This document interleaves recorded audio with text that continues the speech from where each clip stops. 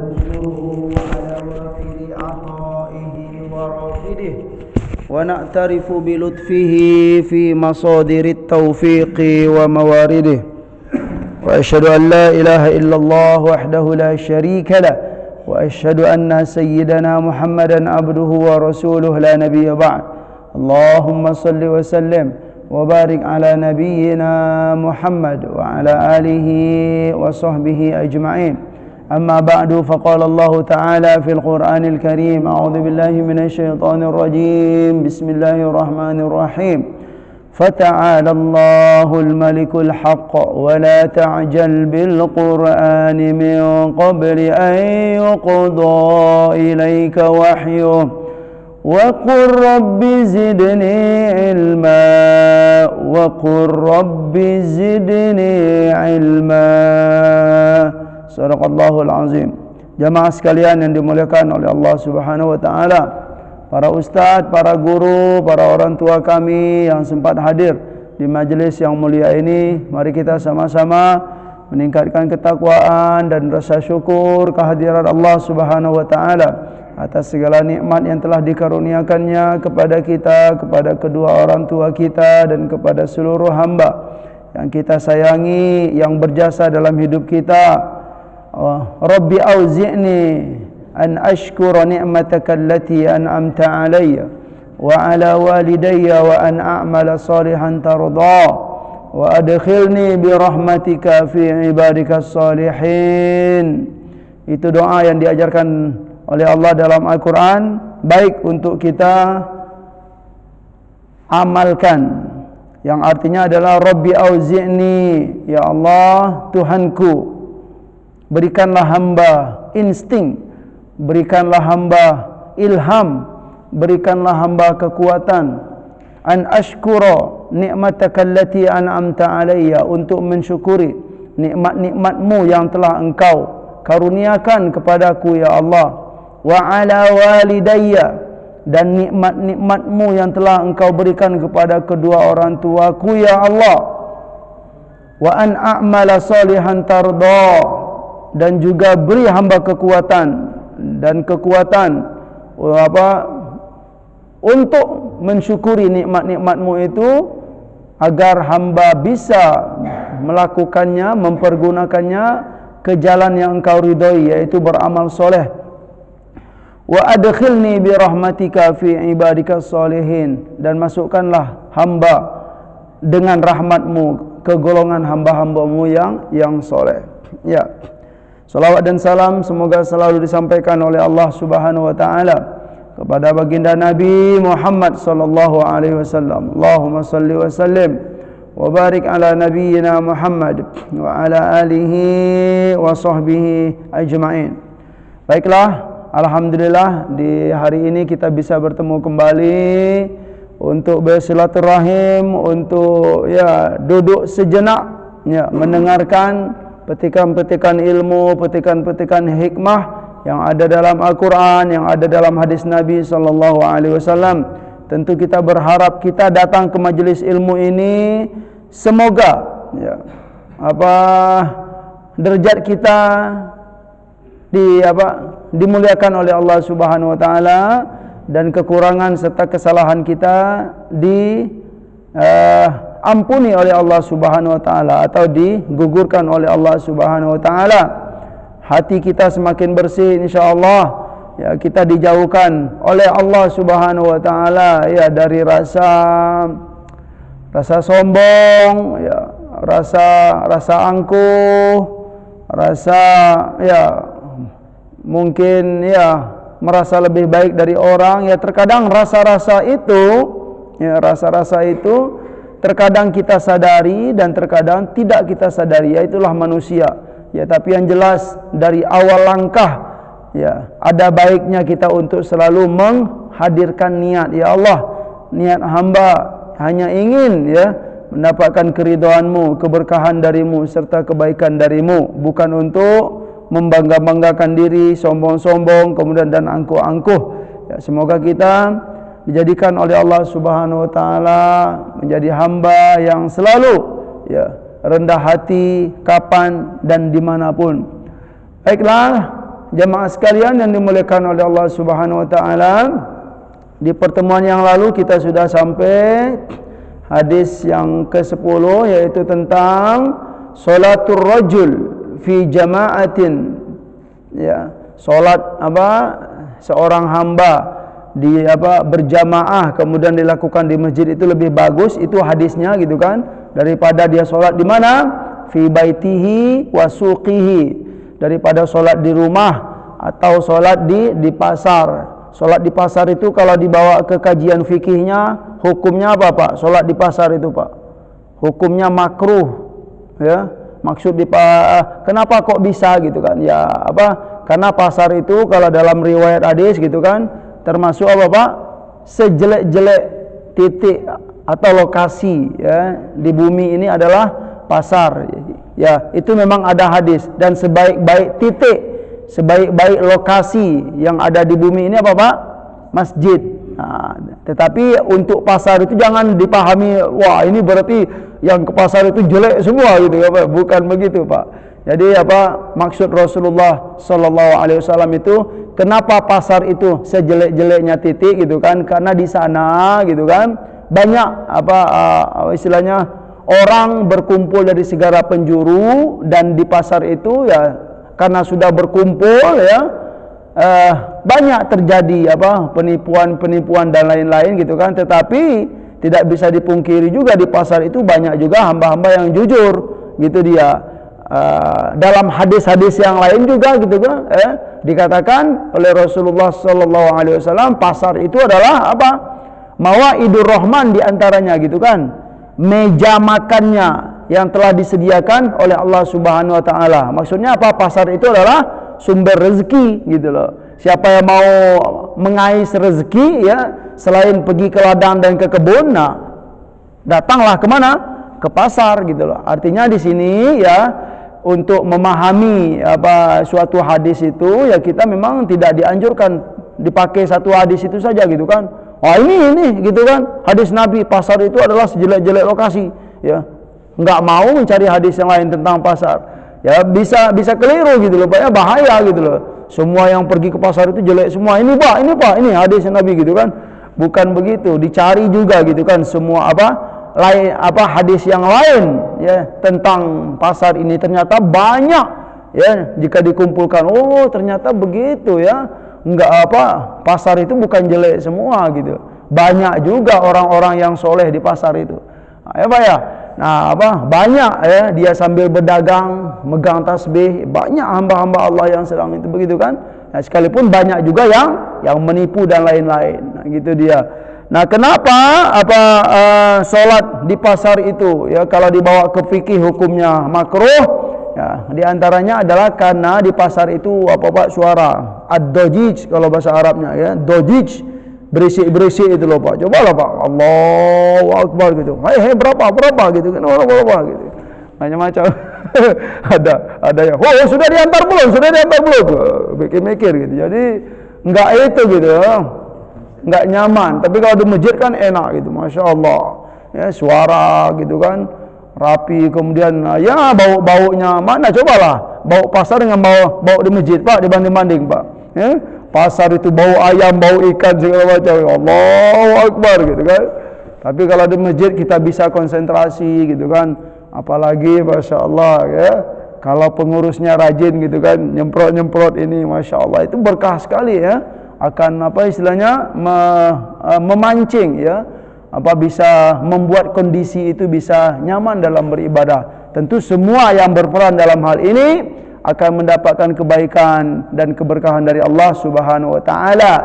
Itu terus ya, kesimpulan hadis yang berikut itu untuk ya selain kita sholat di masjid ya, kita dianjurkan Pak ya, selain sholat ya duduk di masjid. Nah gitu loh. Ada hamba yang setelah sholat dia duduk di masjid ya, tidak punya keinginan yang lain kecuali untuk menunggu sholat dan zikir, kemudian berbuat menjalankan kegiatan yang kegiatan tersebut mendukung ya untuk kebaikan sholat dia. Nah inilah di antara kegiatan yang mendukung untuk kebaikan sholat kita itu apa Pak?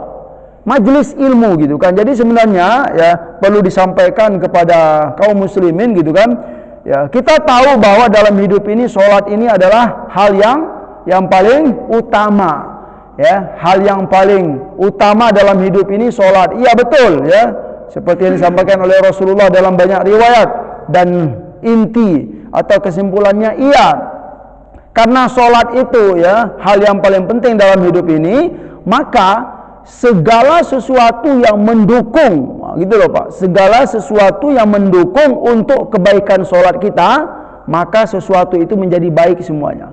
Sebaliknya, segala sesuatu yang akan merusak, yang akan merusak kebaikan solat kita, maka sesuatu itu tidak baik. Nah, di antaranya apa?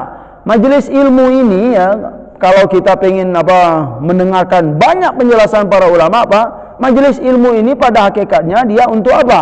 Untuk memperbaiki solat kita, membuat solat kita itu berkualitas. Makanya kita dianjurkan dalam Islam hadir ke majelis ilmu, agar apa? Agar kualitas kita kualitas solat itu kita semakin baik, ya.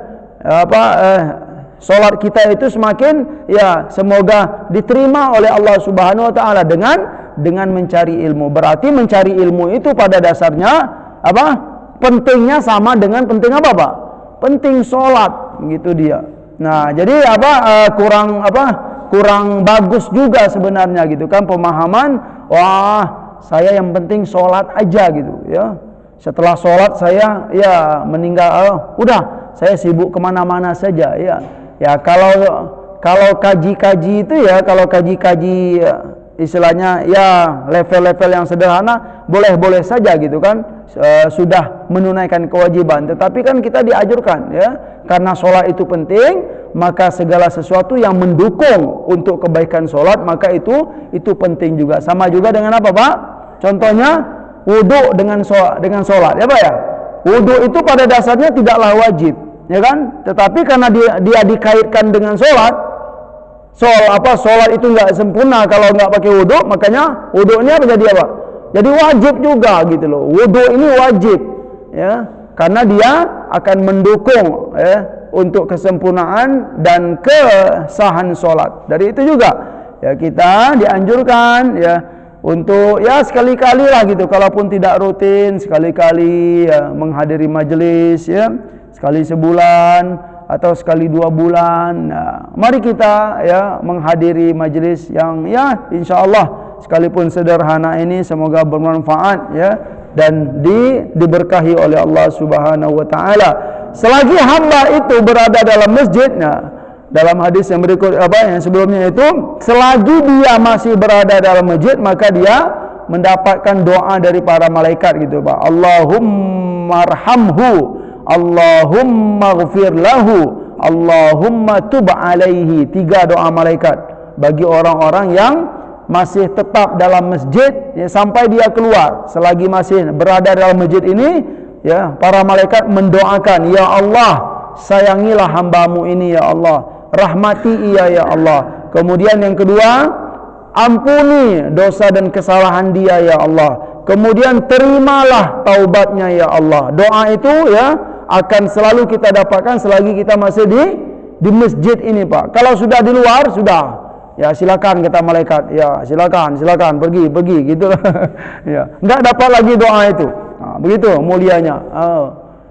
Di antara kemuliaan bermajelis. Ya, selanjutnya kalau kita bermajelis ilmu di masjid, di antara fadilah dan manfaatnya kita berada dalam apa Pak? Dalam keadaan suci, berwudu gitu kan. Bahkan dalam penjelasannya itu kalau kita bermajelis di masjid kemudian kita batal, maka dianjurkan untuk ngulang wudu lagi gitu. Tajdidul wudu. Kenapa? Kalau kita berada di masjid dalam keadaan tidak suci, maka itu mengganggu para malaikat. Malaikat merasa enggak nyaman kalau kita berada di masjid tidak dalam keadaan suci. Nah, dari itu kalau batal silakan wudhu lagi, kemudian hadir kembali. Itu intisari dari hadis yang sebelumnya. Ya, hari ini kita akan melanjutkan yaitu hadis ke-11. Bismillahirrahmanirrahim. Wa an Abil Abbas Abdullah bin Abbas ibni Abdul Muttalib radhiyallahu anhuma. Masya-Allah, saya minum dulu, Pak.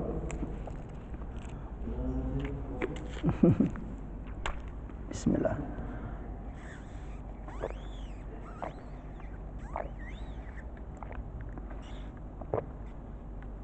Radhiyallahu anhuma an Rasulillah sallallahu alaihi wasallam fima yarwihi an rabbih tabaraka wa taala qala, dari Abul Abbas Abdullah bin Abbas ibni Abdul Muttalib radhiyallahu anhuma, dari Rasulullah sallallahu alaihi wasallam, yang mana Rasulullah mendapatkan riwayat ini fima yarwihi an rabbih, ya, riwayat hadis ini langsung dari Allah Subhanahu wa taala. Berarti apa? Rasulullah menyampaikan firman Allah lewat lisan dia, ya, lewat lisan beliau. Jadi apa? Qala Rasulullah sallallahu alaihi wasallam, qala Allah taala, gitu loh. Rasulullah sallallahu alaihi wasallam bersabda, Allah berfirman. Nah, itulah bentuk hadis. Maka ini disebut dengan hadis qudsi. Ya. Hadis qudsi tidak sama dengan Al-Qur'an, ya. Sekalipun dia firman Allah, tetapi hukumnya berbeda dengan Al-Qur'an. Artinya apa? Kalau kita baca Al-Qur'an sudah tetap hukumnya, satu huruf dapat apa, Pak? Dapat satu, kemudian satu dia apa? Dilipat gandakan 10, itu Al-Qur'an. Tapi kalau baca hadis qudsi, ya, tidak seperti Al-Qur'an. Ya. Berpahalakah kita membaca hadis qudsi? Ya, sudah pasti berpahala. Cuman sisi pahalanya bukan per huruf-huruf seperti Al-Qur'an. Sisi pahalanya ya kita apa, dapat pahala menggali ilmu gitu, sama dengan baca hadis Nabi gitu loh. Baca hadis Nabi ini berpahala enggak, Pak? Berpahala gitu. Cuman bukan pahalanya seperti Al-Qur'an. Kalau Al-Qur'an per huruf. Nah, gitu. Tapi kalau hadis Nabi ini pahalanya ya insyaallah kita yakini dari apa? Dari sisi mencari ilmunya, kemudian dari sisi memahami hadis-hadis Nabi, ya, mencari apa ya, pahala tolabul ilmi yang kita dapatkan dari hadis Rasulullah sallallahu alaihi wasallam, begitu. Jadi kata Nabi sallallahu alaihi wasallam, Allah berfirman, ya, Allah berfirman, innallaha katabal hasanati was sayyi'at thumma bayyana dalika. Nah, sesungguhnya Allah Subhanahu wa taala telah mencatat, telah menentukan dalam hidup ini al-hasanat was sayyi'at, kebaikan-kebaikan dan keburukan-keburukan, pahala-pahala dan dosa-dosa. Allah itu sudah menetapkan, ya, bagi hambanya. Thumma bayyana dalika, kemudian dia menjelaskan, menjelaskan lebih detail bagaimana. Kalau hasanat bagaimana, kalau sayyiat bagaimana, dijelaskan oleh Allah Subhanahu wa taala dalam hadis qudsi ini. Faman hamma bihasanatin falam ya'malha katabahallahu tabaraka wa ta'ala indahu hasanatan kamilatan. Ya. Yang pertama dijelaskan oleh Allah Subhanahu wa taala, barang siapa hamma itu punya keinginan, punya tekad, Pak, punya keinginan bihasanatin, untuk melakukan suatu hasanah, ya, kebaikan, falam ya'malha, tetapi tidak melakukan atau belum melakukan atau tidak sempat melakukan, itu maknanya punya niat baik saja itu, Pak. Kalau begitu, ya, katabahallahu, ya, maka Allah telah mencatat bagi hamba itu apa? Mendapatkan hasanatan kamilatan. Dia akan mendapatkan satu hasanah yang sempurna, satu pahala yang sempurna, ya. Wa in hamma biha fa'amilaha katabahallahu asyra hasanatin ila sab'imi'ah di'fin ila ad'afin katsira. Ya, jika dia punya niat, punya keinginan, kemudian memang dilakukannya, gitu loh, Pak. Bukan hanya niat saja tadi. Yang pertama hanya niat tapi tidak dilakukan atau belum sempat dilakukan. Kalau yang kedua ini, jika dia punya keinginan lalu dilakukannya, keinginan tersebut, ya, dilaksanakannya, maka Allah mencatat baginya berapa? 10 kebaikan, dan 10 itu boleh jadi sampai ke menjadi 700, ya, lipat dan dilipat lagi oleh Allah Subhanahu wa taala, ya. sesungguhnya Allah Maha berkehendak gitu kan, dengan lipatan-lipatan yang lebih banyak lagi, lebih dari 700 tersebut. Nah, selanjutnya wa in hamma bisayyi'atin falam ya'malha, ya.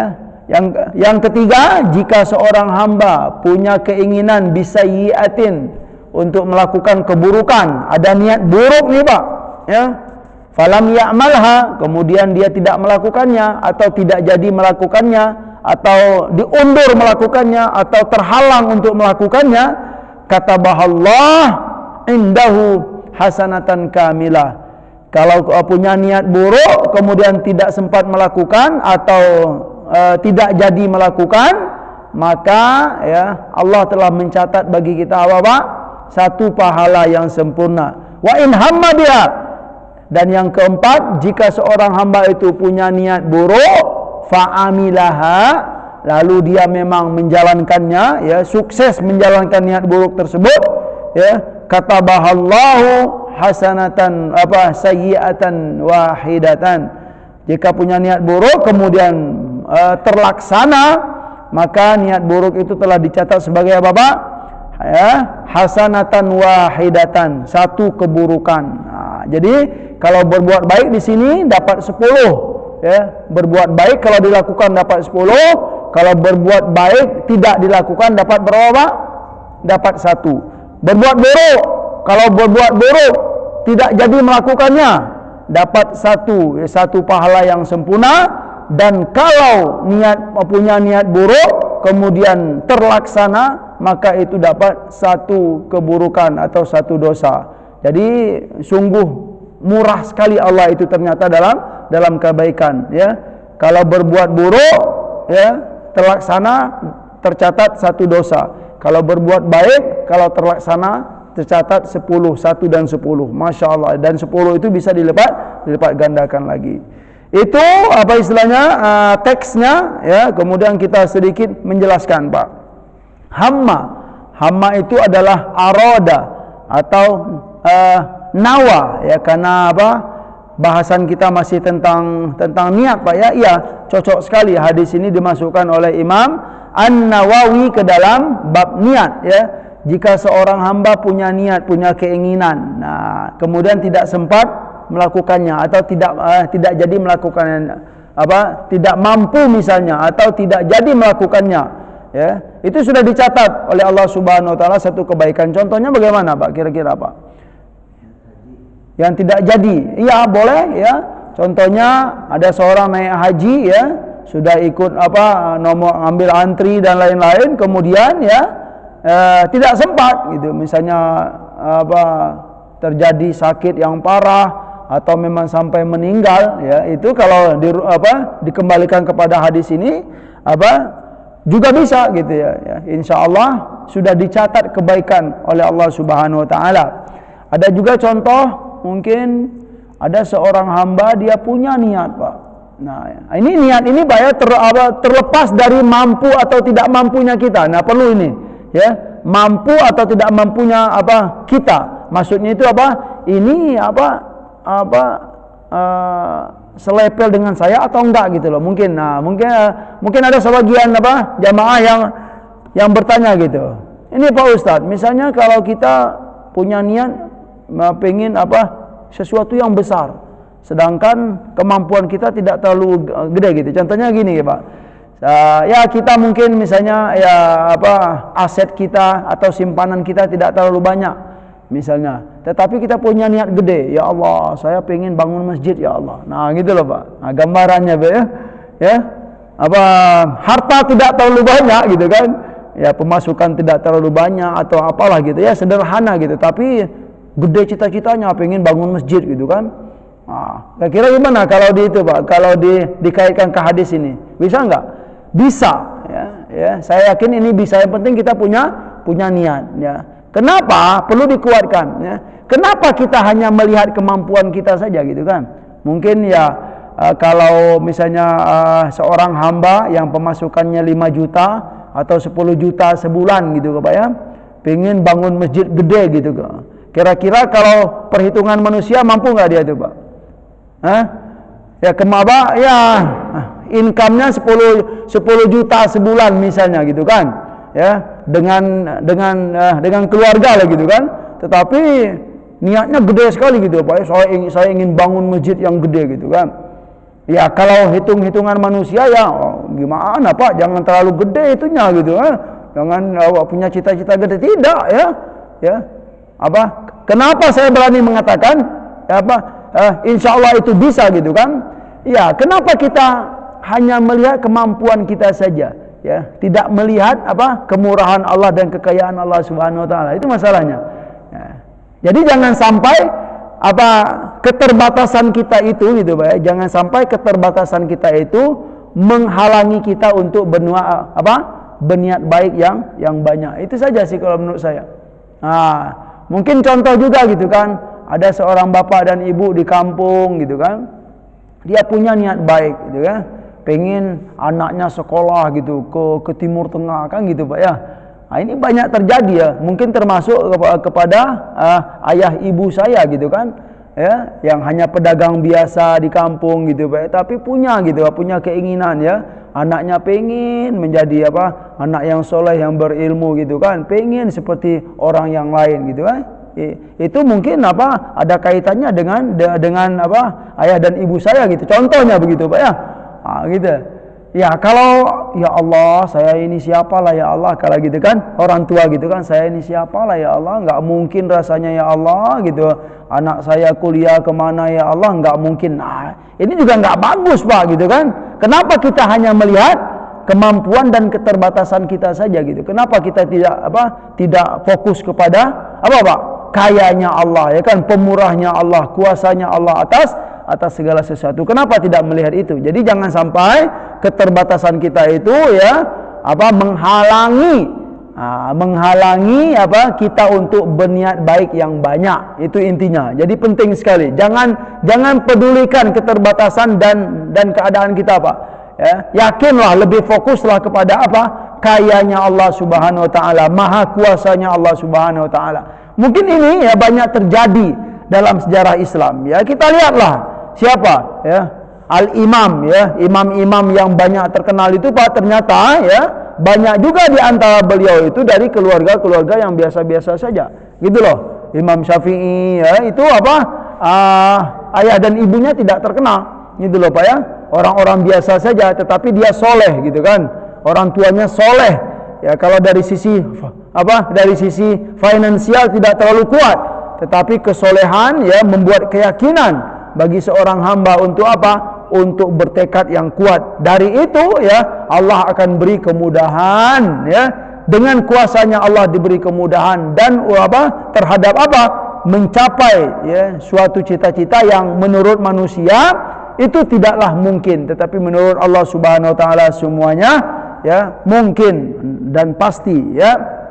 Itu contoh bagi orang yang ini nih Pak, yang punya niat yang buruk. Punya niat yang buruk tapi tidak jadi melakukannya gitu. Ini kan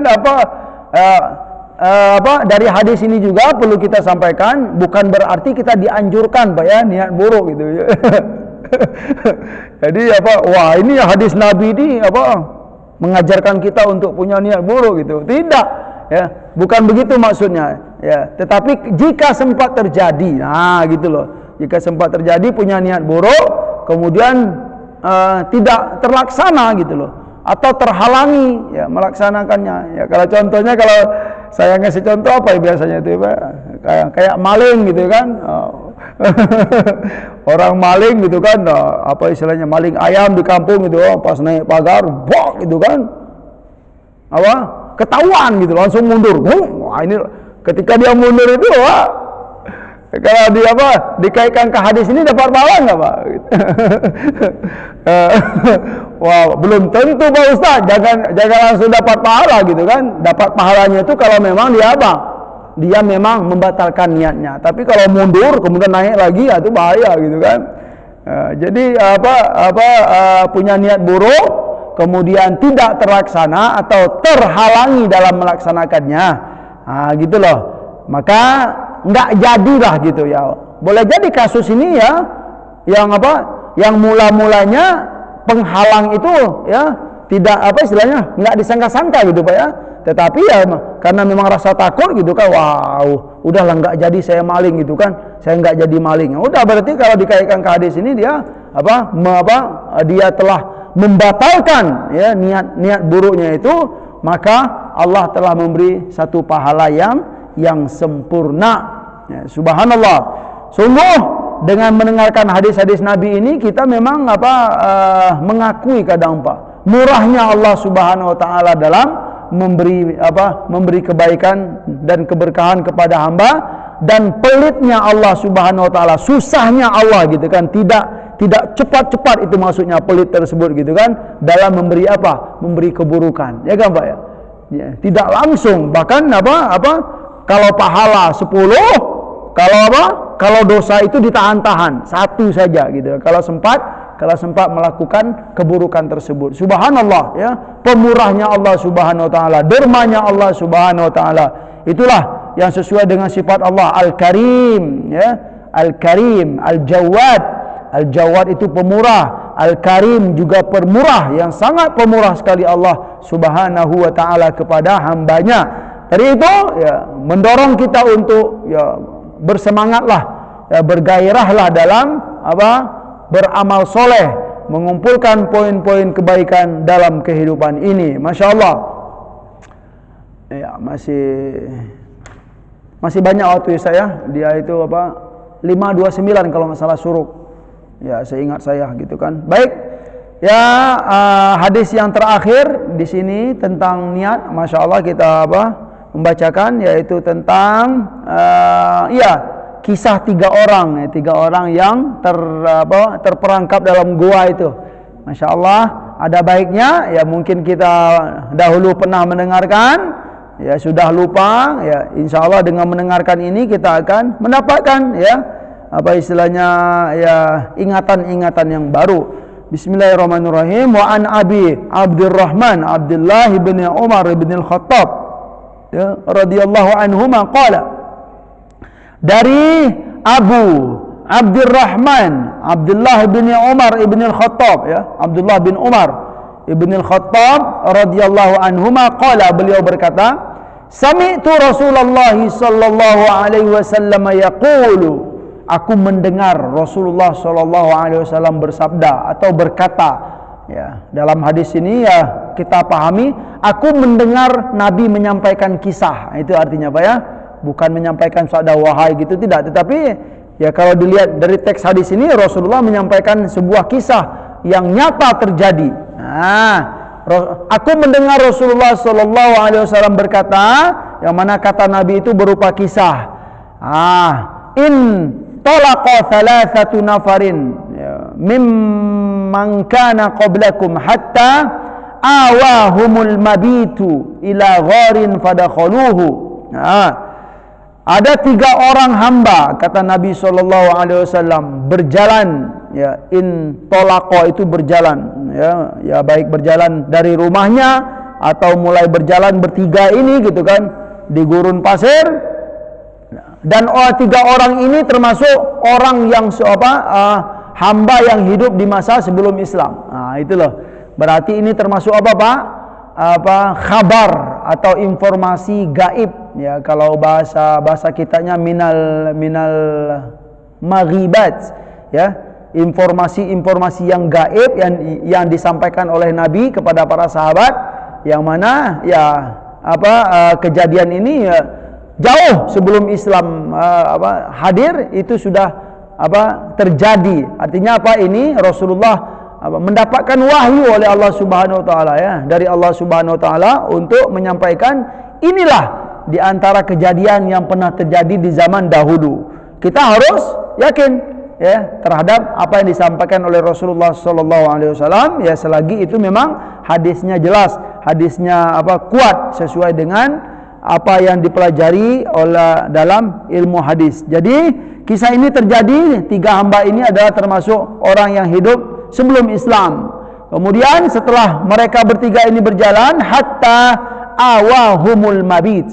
Ya, awahumul mabit itu ya mereka ya terpaksa untuk menginap di malam hari. Ya, al mabit itu adalah menginap di malam hari.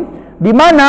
Ila gharin, dalam suatu goa. Berarti dalam perjalanan, ya, hatta awahumul mabit itu bisa dipahami juga, nih sudah mulai maghrib nih Pak, nah, gitu loh Pak. Dari pagi mungkin, nah kemudian datanglah keadaan maghrib atau sudah gelap, nah gitu loh. Sehingga mereka dituntut untuk apa? Al-mabit. Al-mabit itu bermalam, stop dulu ya. Berarti jangan lanjutkan perjalanan.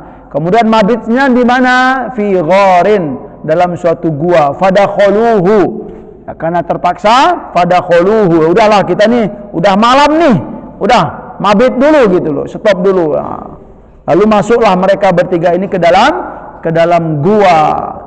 Ya. Setelah tiba dalam gua, fanhadarat sakhratan, ya, minal jabali fasaddat alaihimul ghar. Ya, inhadarat itu Pak begini, dugu. Ya, pintu goa itu ditutup oleh apa Pak? Sakhrah. Sakhratan itu adalah batu besar. Mungkin dari atas tertutup pintu goa itu ya. Fasaddat alaihimul ghar. Sadda yasuddu itu tertutup, menutup. Jadi apa? Batu besar ini menutup gua ini ya. Fasaddat alaihimul ghar. Tertutup. Faqalu, ya. Lalu apa? Ada suara gitu ya, ada suara, innahu la yunjikum min hadhihi sakhrah illa an tad'ullaha bisalihi a'malikum. Gitu loh. Setelah mereka tertutup dalam gua tersebut, ya, disampaikan sesungguhnya la yunjikum min hadhihi sakhrah, tidak ada yang bisa menyelamatkan kalian dari apa? Dari batu besar yang menutup pintu goa ini, kecuali kalian berdoa kepada Allah Subhanahu wa taala dengan apa? Bisolihi a'malikum, ya, dengan menyebutkan ya amal-amal soleh yang pernah kalian lakukan. Nah, itu apa ya syaratnya Pak gitu Pak ya. Wah, terus 3 orang ini, aduh saya ini apa ini ya? Mau mengandalkan apa ini gitu kan, sehingga apa? Allah akan bukakan, ya, Allah akan selamatkan kita dari batu besar yang menutup goa ini. Lalu kalau memang begitu, qala rajulun minhum. Nah, lalu dari 3 orang itu yang pertama berkata, ya, qala rajulun minhum, berkatalah salah seorang dari antara mereka yang bertiga yang pertama, Allahumma kana li abawani syaikhani kabirani. Yang pertama ini berkata, ya Allah, kalau memang apa dituntut untuk berdoa, kemudian doa itu diiringi dengan menyebutkan kepada Allah Subhanahu wa taala akan apa Pak? Akan amal soleh yang pernah dilakukan. Yang pertama apa? Ya Allah, kata dia, ya, aku punya orang tua ya Allah. Aku punya kedua orang tua yang mana beliau itu syaikhani kabirani, ya, orang tua yang sudah sangat tua renta. Wa kuntu la aghbiqu, ya, qablahuma ahlan wala malan, ya, dan aku tidak pernah mendahulukan bagi mereka untuk memberi makan Pak, atau untuk memberi minum, ya, sebelum siapa, misalnya sebelum keluarga atau yang lain. Artinya apa? Beliau ini punya kebaikan atau punya kebiasaan, punya amal soleh, ya, tidak pernah mendahulukan yang lain kecuali siapa Pak?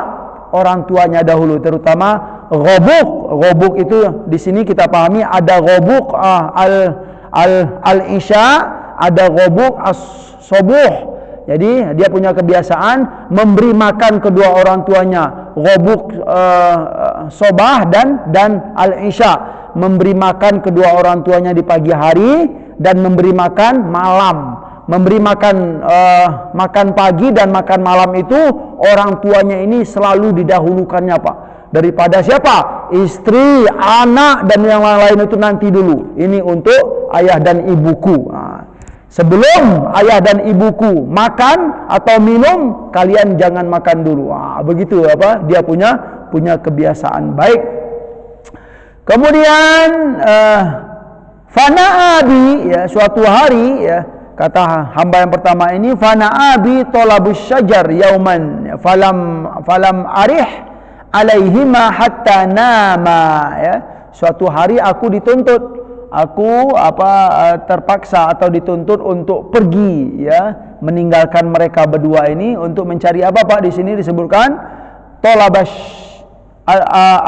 syajar, ya, mencari kayu lah, ya, ke hutan kalau di kita, tapi kalau di Arab kan gurun lah gitu Pak, ya, mencari kayu, mencari kayu bakar lah ke daerah yang jauh dari tempat tinggal kedua orang tuanya ini. Artinya apa? Dengan mencari kayu itu dia ini terpaksa untuk meninggalkan kedua orang tuanya, dan dia tidak sampai ke rumah, belum tiba di rumah, sehingga mereka berdua, ya, kedua orang tuanya itu tertidur. Nah, gitu loh, tertidur, ya. Tentu istilahnya terlambat makan lah begitu gitu, ya. Sampai mereka terlambat makan karena saya pergi mencari kayu, kemudian mereka tertidur. Kemudian fahalabtu lahuma abuqahuma, ya. Lalu setelah saya tiba di rumah mereka sudah tidur, ya kan? Tidur berarti apa Pak? Belum makan, belum sempat makan tapi sudah tertidur, ya. Lalu setelah aku tiba di rumah aku siapkan, nah, gitu loh, makanan, ya. Kemudian fawajadtuhuma naimaini, ya. Lalu setelah makanan yang sudah aku siapkan itu sudah siap untuk diberikan kepada mereka berdua, ya, mereka tertidur lelap gitu kan. Karena mereka tertidur lelap, kata hamba ini, fakarihtu an uqidahuma, ya, wa an aghbiqa qablahuma ahlan aw malan.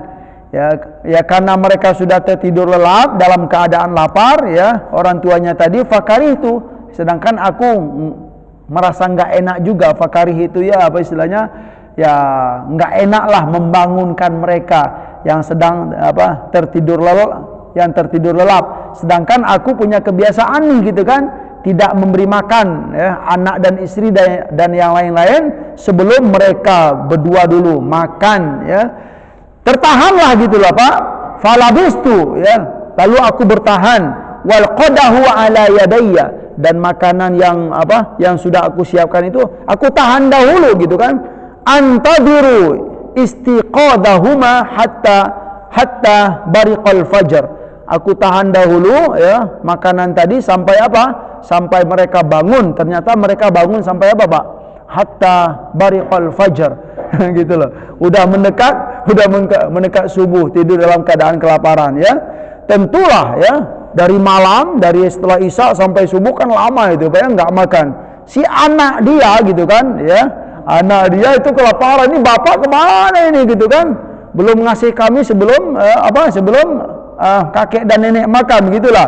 Disampaikan dalam hadis ini, was sibyatu yatadaghawna inda qadami, ya.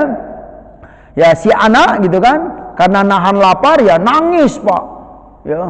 Kalau dalam penjelasannya, yasihuna minal ju', ya, nangis karena lapar gitu kan, karena belum diberi makan sampai sampai sebelum subuh. Fastaiqadha, lalu sebelum subuh, ya, ayah dan ibuku itu bangun, ya, lalulah langsung fasyariba abuqahuma, lalu mereka pun Pak? Makanlah, ya, makanan yang telah aku siapkan dan minuman yang aku siapkan tadi ketika mereka bangun di sebelum subuh tersebut. Nah, itu kebaikan yang ia miliki yang pertama ini. Lalu dia, Allahumma in kuntu fa'altu dzalika ibtigha'a wajhika farrij 'anna ma nahnu fihi min hadhihi sakhrah. Nah, lalu dia, ya Allah, ya, jika kebaikan ini, ya, aku lakukan karena mengharap, ya, pahala dan kebaikan darimu ya Allah, mengharap ridhamu ya Allah. Farrij 'anna ma nahnu fihi min hadhihi sakhrah, gitu kan. Tolong renggangkanlah ya Allah, bukakanlah, nah, gitu loh, bukakanlah batu ini, gerakkanlah batu ini, yang mana batu ini telah menutup pintu goa kami ini ya Allah. Itu permohonannya. Lalu lanjut Nabi SAW, fan fajarat syai'an. Lalu dengan izin Allah bergerak batu gede itu Pak. Gitu loh Pak. Tetapi baru bergerak sedikit syai'an. La yastati'una al-khuruj minhu. karena masih sedikit bergerak, mereka pun la yastati'unal khuruj minhu, belum bisa untuk keluar dari gua tersebut karena masih sedikit. Itu yang pertama. Yang kedua, Allahumma innahu kanat li ibnatu ammi, ya. Yang kedua ini apa kebaikannya? Dia punya anak putri dari pamannya, ya, punya sepupu lah. Punya sepupu perempuan, yang mana sepupu perempuan itu kanat ahabban nasi ilayya, ya. Sepupu perempuan itu dia jatuh cinta sekali gitu. Cinta sekali kepada sepupu perempuannya itu, ya, karena cantik, ya.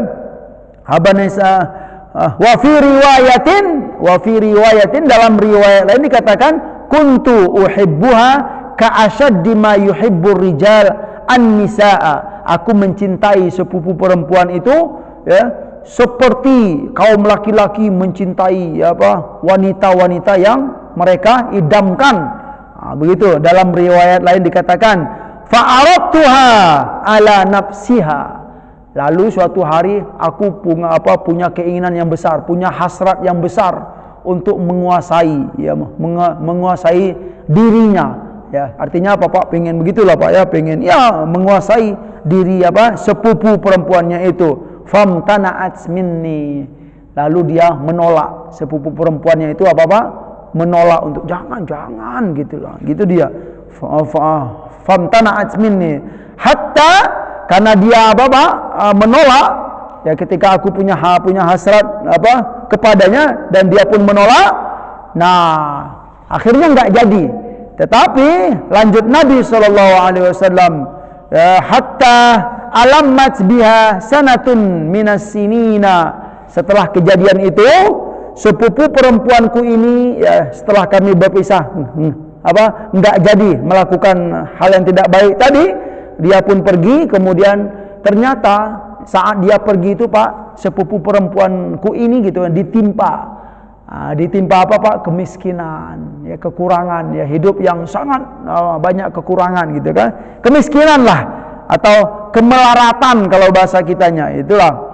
Lalu karena keadaan begitu, dia datang kepadaku. Nah, datang kepadaku, faja'atni gitu kan, faja'atni fa'ataituha ishrina wa mi'ah dinar. Artinya apa? Dia dalam keadaan melarat, butuh uang kalau bahasa kitanya, butuh harta. Lalu dia datang kepadaku. Ketika dia datang, aku beri apa yang ia minta. Di sini disebutkan berapa diberinya, Pak? Ishrin wa mi'ah dinar. Berarti sekitar 120 dinar diberikannya kepada sepupu perempuannya itu. Tetapi dengan syarat, Pak, aku memberikannya itu apa? Ala an tukhalliya baini wa baina nafsiha. Nah, aku memberikan 120 dinar tadi gitu kan. Ada syarat. Syaratnya apa? Dia harus tunduk kepadaku, ya, untuk melanjutkan hasrat tersebut. Gitu loh, Pak. Kamu kalau mau sini, ya, ini ambil, tapi sini kamu gitu. Begitulah, Pak, ya, bahasanya, ya. Hatta tukhalliya baini wa baina nafsiha. Fa fa'alat. Lanjut Nabi SAW, karena memang begitu keadaannya, sepupu perempuannya itu mengiyakan, Pak. Ayo, kalau mau begitu, gitu, ya, karena perlu gitu, ya, karena perlu finansial tadi. Fafa'alat hatta idza qadartu alai, ya, ketika dia sudah menyerah juga sepupu perempuan itu, aku pun juga masih punya hasrat yang besar, ya. Kemudian aku sudah mulai menguasai dirinya gitu kan. Wa fi riwayatin falamma qa'adtu baina rijlaiha, ya, dan ketika aku sudah mendekat kepada dia dan aku sudah bisa berada di posisi di antara kedua kakinya, ya, maksudnya itu di antara kedua paha, sudah hampir sekali begitu keadaannya, Pak. Qalat, sepupu perempuanku itu berkata, ittaqillah. Sudah hampir terjadi, ya, perbuatan yang tidak diridhoi oleh Allah itu. Sepupu perempuannya ini berkata, ittaqillah, ya, wahai saudaraku, bertakwalah kepada Allah, takutlah kepada Allah, ya, untuk melakukan hal ini, ya. Wala tafudda al khatim illa bihaqqiha. Ini bahasa kiasan. jangan jangan lepaskan cincin ya kecuali dengan cara yang benar. Artinya apa? Jangan ya, kalau bahasa kitanya, jangan melakukan hal yang intim tersebut kecuali dengan cara yang sah dalam Islam. Itu intinya ya. Fansaraftu, karena dia melakukan berkata begitu, aku pun enggak jadi ya, takut kepada Allah Subhanahu wa taala. Fansaraftu anha, lalu aku meninggalkan dia.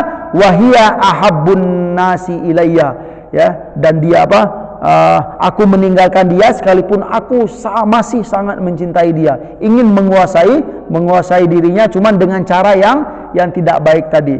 Sempat terjadi begitu, cuman tidak sempat ya terjadi apa yang ia inginkan. Wa taraktu adz-dzahab alladhi a'taituha, dan yang 100 dinar 120 dinar tadi, karena dia sudah meninggalkan sepupu perempuannya ini, udah dibiarin saja gitu, direlakannya, ambillah 120 dinar tersebut. Itu kebaikan yang ia miliki yang kedua ini, Pak ya. Lalu dia berdoa kepada Allah, Allahumma in kuntu fa'altu dzalika ibtigha'a wajhika, ya, jika aku melakukan ini ya Allah mengharap ridho dan kebaikan darimu ya Allah, hanya karenamu ya Allah, farij anna ma nahnu fihi, tolong ya bukakan ya pintu goa ini yang mana kami berada di dalamnya. Lalu lanjut Nabi SAW, fanfajarat sakhrah ya ghaira annahum la yastati'una al-khuruj minha, ya. Iya, dengan izin Allah batu yang besar tadi bergerak lagi. Sudah yang pertama, yang kedua bergerak lagi, alhamdulillah. Cuman masih belum bisa, la yastati'una al-khuruj anha minha gitu kan, belum bisa keluar sempurna. Lalu yang ketiga ini ya, dia punya kelebihan yang ketiga ya, Allahumma istajartu ujara ya, wa a'taituhum ajrahum ghaira rajulin wahidin tarakal ladzi lahu wa dhahaba. Ya Allah, aku punya istilahnya memberi upah kepada karyawanku atau pekerja-pekerja yang aku pekerjakan. Jadi yang ketiga ini dia bos. Seorang bos punya punya karyawan, dan setiap karyawannya itu aku beri upah setiap bulan ya. Di saat menerima gaji aku beri upah semuanya kecuali satu orang. Nah, ini Pak, bos ini dengan punya hubungan khusus dengan satu orang ini. Nah, mana satu orang ini ketika dia ketika dia terima gaji, duitnya itu aku pegang, enggak aku berikan kepada dia. Ternyata numpuklah gaji itu Pak ya. Setelah berapa bulan, sampai setahun atau 2 tahun lah, sudah banyak ya gajinya yang satu orang ini aku simpan. Kemudian fatammartu ya. Kemudian aku investasikan dengan cara aku sendiri. Ya, si bos ini mengembangkan harta satu karyawan tadi ya. Kemudian fatammartu ajrahu hatta kathurat minhu al-amwal. Aku investasikan harta gaji dia itu sampai menjadi banyak ya, yang mana dia nggak nyadar gitu ya. Mungkin selama ini dia karyawan ini mengira aduh duit gaji saya disimpan dipegang bos aja gitu ya. Dipegang maksudnya nggak dikelola. Ternyata dia dalam diam mengelola, menginvestasi ya gaji yang ia simpan tadi gitu kan. Hatta kathurat minhu al-amwal, banyak sekali. Kemudian suatu hari faja'ani ba'da hinin ya, setelah harta itu banyak, lalu dia datang kepadaku ya, faqala ya abdallah addi ilayya ajri, wahai Tuhan gitu kan, wahai Tuhan ya. Mungkin kita itulah ya, kita kasih contoh setelah 2 tahun atau 3 tahun dia datang dengan penuh keberatan gitu Pak ya, bos mana gaji gua bos gitu, udah 3 tahun ini kok belum ngalir ini, belum cair ini gitu kan. Nah gitulah kalau bahasa kitanya ya abdallah ya addi ilayya ajri, beri gajiku. Fakultu, lalu aku berkata, si bos ini berkata gitu, kullu ma tara min ajrika ya minal ibil wal baqar wal ghanam wal raqiq ya. Jadi sini, kamu kalau mau nerima gaji gitu kan, yang selama ini kamu nggak terima gitu kan, dibawanya ke ke suatu lahan yang sangat besar, yang mana di lokasi itu ada apa? Ada onta, ada sapi, ada kambing, sudah banyak sekali gitu kan, udah banyak sekali. Faqala, ya, ini ambil ini kata si bos ini gitu kan. Lalu si karyawan tadi berkata, faqala, ya Abdullah, la tasta'zi bi, gitu kan. Wahai Tuan, jangan bercanda dong, jangan ngejek aku. Masa ini semua punya ini semua untuk aku gitu kan. Onta yang banyak ini, sapi yang banyak ini untuk aku. Jangan ngejek dong gitu kan. Jangan menghina dong, jangan bercanda keterlaluan. Faqultu la asta'zi bika, gitu kan. Aku enggak canda gitu kan. Aku enggak ngejek kamu ya. Ini semua punya kamu gitu kan. Ambillah ya onta ini dan sapi ini yang banyak ini. Ini semua punya kamu ya. Fa akhadahu kullahu ya. Lalu ternyata dia baru sadar ya. Oh ternyata gaji yang selama 3 tahun itu jadi begini, berkembang banyak oleh si bos gitu kan. Saya enggak nyangka. Lalu lanjut Nabi SAW, lalu karyawan itu memang mengambil Pak semua yang disuruh ambil tadi ya. Fastaqahu ya, dibawanya, digiring semuanya gitu. Sini gitu kan. Falam yatruk minhu syai'an. Tidak ada satu onta pun, satu sapi pun, satu kambing pun ditinggal untuk bos. Nah, itu dia. Enggak ada dapat jatah sedikit pun ya. Si bos pun enggak minta gitu. Ini semua punya kamu ya. Artinya apa? Si bos ini apa Pak? Berarti kelebihannya apa Pak? Ikhlas, kemudian amanah dalam menyimpan harta orang gitu loh. Dan dia pun tidak ikhlasnya tadi, ikhlas dalam menginvestasikan, mengembangkan harta. Dia pun tidak berharap apa-apa. Ini semua ambillah bagimu ya. Falam yatruk minhu syai'an, tidak ada ditinggalkan untuk si bos tadi, yang orang yang ketiga ini. Jadi hamba yang ketiga ini berdoa kepada Allah, Allahumma in kuntu fa'altu dzalika ibtigha'a wajhika farij anna ma nahnu fihi. Ya Allah, jika aku melakukan itu ya, amal kebaikanku itu kepada karyawanku itu, ya Allah, farij anna, bukakanlah pintu goa ini yang mana kami masih tinggal sedikit lagi ya Allah. Dengan izin Allah Subhanahu wa taala, fanfajarat as-sakhratu ya. Lalu dengan izin Allah terbukalah lebar yang ketiga. Satu sudah sedikit, 2 sudah sedikit, 3 terbuka semua ya dengan izin Allah Subhanahu wa taala. Fakharaju yamshuna, itu bahasa. Lalu mereka keluarlah dengan berjalan pelan-pelan. Muttafaqun alaih. Hadis Bukhari, hadis Muslim dan Imam Ahmad. Itu ya, alhamdulillah hadis tentang niat sudah selesai. Kita bahas dari sini. Tentu amal-amal baik ya, niat-niat baik tentu kita dianjurkan dalam Islam.